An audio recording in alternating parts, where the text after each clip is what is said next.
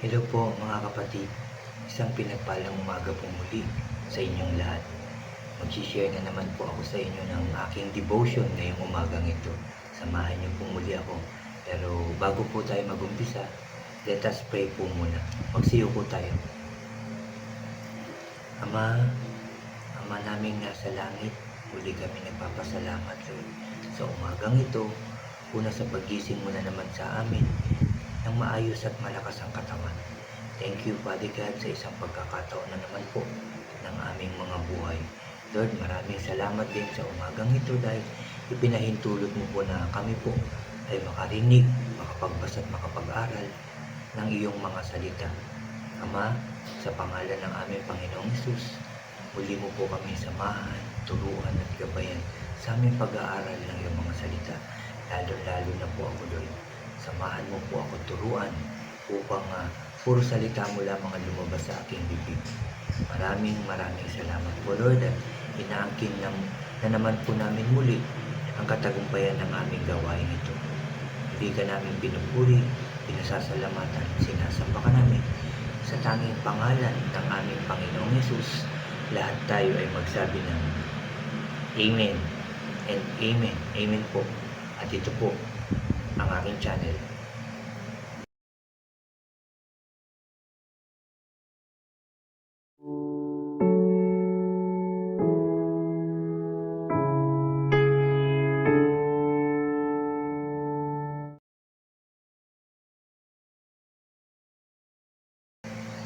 Hello po mga kapatid, isang pinagpalang umaga po muli sa ating lahat. Mag-share na naman po ako ng salita ng ating Diyos ngayong umagang ito. Pero unahin ko lang po muna yung mga bago dyan sa aking channel na huwag niyo pong kalimutan na mag-subscribe.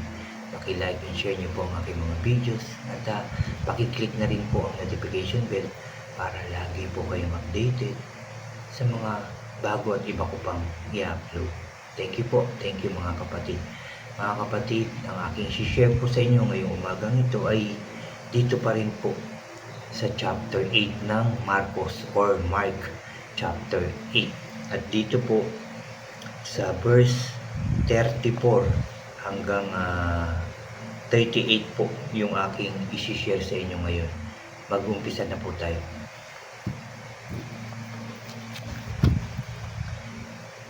Sabi po dito sa verse 34 ng Mark chapter 8, tinawag ni Jesus ang mga tao at ang mga disciples niya, saka sinabi sa kanila, kung gusto nyong, sabi dito, kung gusto nyong sumunod sa akin, kailangan nyo munang kalimutan ang sarili nyo, pasanin ang krus nyo at sumunod kayo sa akin.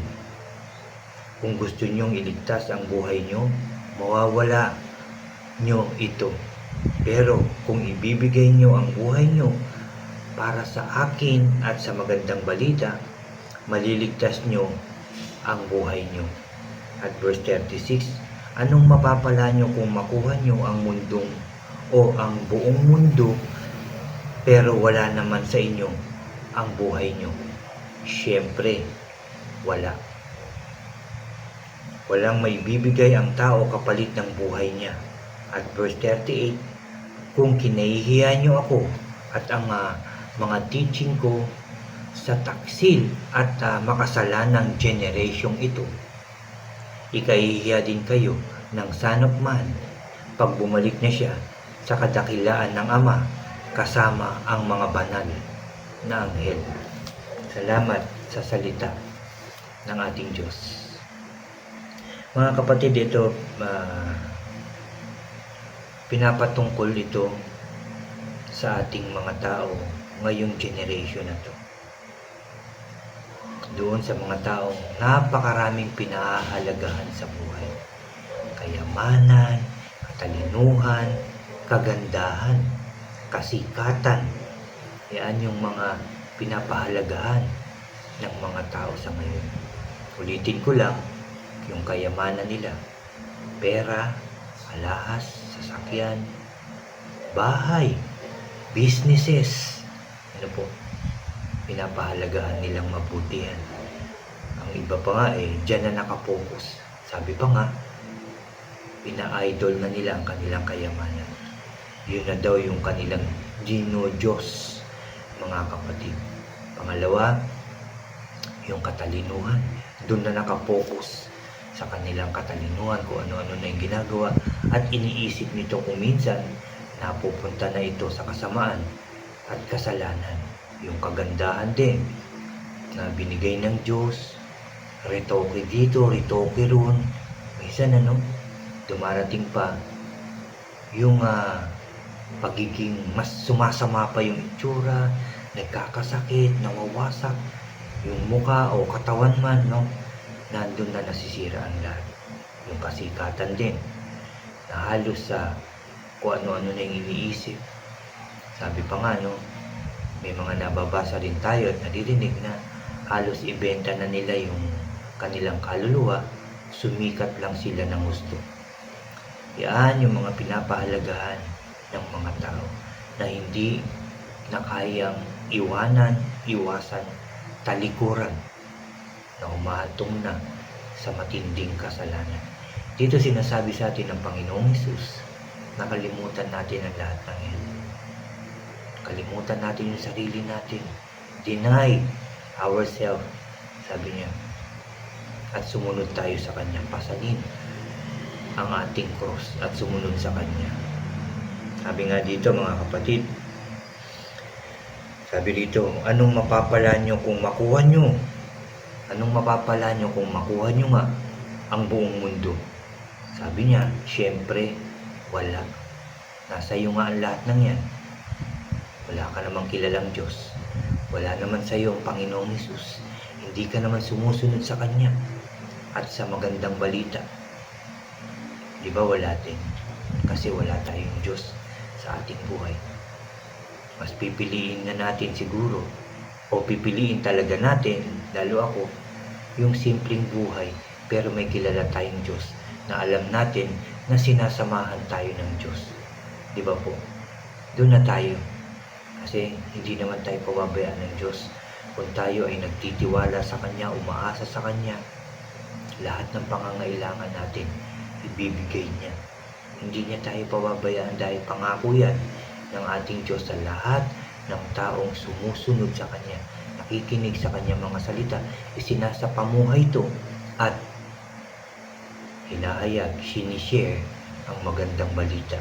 Sinishare natin yung buhay na binago ng Diyos. Diba kasi namatay na yung luma nating pagkatao. Yung OG dati ay namatay na at ngayon nga yung bro OG na ang nabubuhay. At lagi kong ipinapanalangin talaga na huwag akong iwanan ng Diyos. Samahan ako palagi, ilayo sa anumang mga kapahamakan at gawa ng kaaway at magpatuloy na maghayag ng salita ng Diyos. Yan yung talaga lagi kong pinapanalangin sa aking buhay. At syempre, hindi ko rin nakakalimutan ipanalangin ng aking mga mahal sa buhay, mga kapatid sa pananampalataya at kayo mga kapatid, lahat ng tao, dahil yan ang inuutos ng Diyos na ipanalangin ang lahat ng tao. Kung minsan nga, sinasabi na huwag mo nang intindihin ang sarili mo. Unahin mo ang ibang tao. Yan ang aming mga natututunan sa aming mga leaders, sa aming spiritual father ng Wisdom Church, si Bishop Rene Elmedo. Siyempre, nandiyan din ang aming Bishop Oriel at ang aming Pastor Albert, si Pastor Ruby, Nanay Mabi, yung mga leaders pa na aming mga pinakikinggan sa kanilang mga preaching, mga kapatid.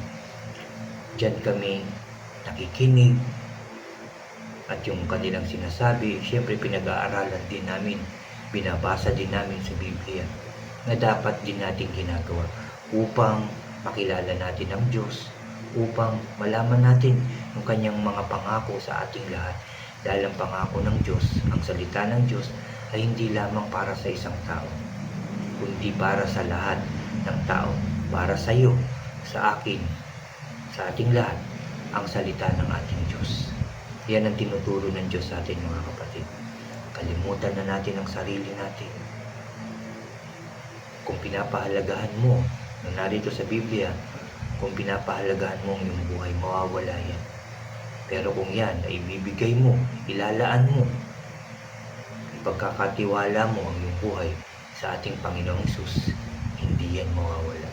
Maliligtas ang ating buhay. Yan ang tinuturo niya ngayon sa ating umagang ito. Sa umagang ito mga kapatid, I pray na maraming makarinig nito. I pray mga kapatid na ito i-share nyo rin sa inyong mga mahal sa buhay at sa ibang tao. Itong Mark chapter 8 verse 24 hanggang 33 mga kapatid. Sabi nga sabi pa dito mga kapatid sa 38, sabi niya, kung ikinahihiya nyo ako at ang mga teaching ko sa taksil na at makasalanang generation ito, ikahihiya din kayo ng Son of Man pag bumalik na siya sa kadakilaan ng Ama kasama ang mga banal na anghel. Son of Man, yan ang ating Panginoong Hesus. Kung kinahihiya mo siya, kinahihiya mong i-share ang kanyang salita, sabi niya mismo, ikahihiya ko rin kayo. Sabi ng ating Panginoong Hesus. Siyempre, hindi natin kinahihiya ang kanyang mga salita. At ito ay ating isinasabuhay pa, di ba mga kapatid? So yan po ang dapat nating gawin. Deny ourselves, take our cross, and follow Jesus. Salamat po sa salita ng ating Diyos na ating narinig ngayong umagang ito. Tayo pong muli ay mananalangin mga kapatid. Magpapasalamat tayo, magpupuri tayo sa ating Diyos na nasa langit, sa ating Panginoong Hesus na kapisan ng banal na Espiritu. Magsiyo po tayo. Yes, O Lord. Yes, Father God. Hallelujah. Ama sa langit, maraming salamat sa iyong mga salita na aming narinig ngayong umagang ito. Ito, Lord, kinausap mo na naman kami na huwag namin pahalagahan ang mga bagay na narito sa lupa. Huwag namin pahalagahan ang aming buhay. Wag po ito'y ialay sa iyo, O Diyos. Ialay sa aming Panginoong Hesus. Lord, maraming salamat po muli sa iyong salita na nagbigay na naman ng pag-asa sa amin. And I pray sa pangalan ng aming Panginoong Hesus, sa pagtanggap namin ng iyong mga salita, kami po ay iyong linisin. Kami po ay inyong patawarin sa lahat ng aming kasalanang nagagawa everyday, O God, upang karapat dapat kaming sumunod sa Panginoong Hesus. Thank you, Lord. Thank you, Jesus. Thank you, Holy Spirit. Lord, huwag mo pong pabayaan ang aming generation at ang mga susunod pang generation. Ingatan, bantayan, sanmahan, proteksyonan mo po ang lahat ng tao, Lord. Ingatan mo po kami lahat. Lord, and I pray sa pangalan ng aming Panginoong Hesus, pakinggan mo po ang aming mga panalangin every day, Lord God. Yung aming paglapit at paghingi ng tulong, Lord, I pray na ito po ay pakinggan mo po at ito po ay yung tugunin sa pangalan ng aming Panginoong Hesus. Salamat po, Lord. Salamat po. Salamat po. Salamat sa katagumpayan ng aming gawain ito, Lord. Salamat for all the blessings, guidance, and protection sa amin lahat. Salamat po sa inyong pag-ibig sa aming lahat, Lord. Salamat muli dahil kami ay kinausap mo po at pinaalalahanan. Thank you, Lord. Thank you po. Thank you, Jesus. Thank you, Holy Spirit. Pinupuri ka namin, pinasasalamatan, sinasamba ka namin. Sa tanging pangalan na aming Panginoong Hesus, lahat tayo ay magsabi ng Amen and Amen. Amen po, Amen. Salamat sa salita ng Diyos. I believe, mga kapatid, sa pangalan ng ating Panginoong Hesus, narinig ng Diyos ang ating panalangin. Salamat, salamat, salamat sa Diyos at salamat din po sa inyo. God bless po sa inyo lahat. At God bless po sa ating lahat.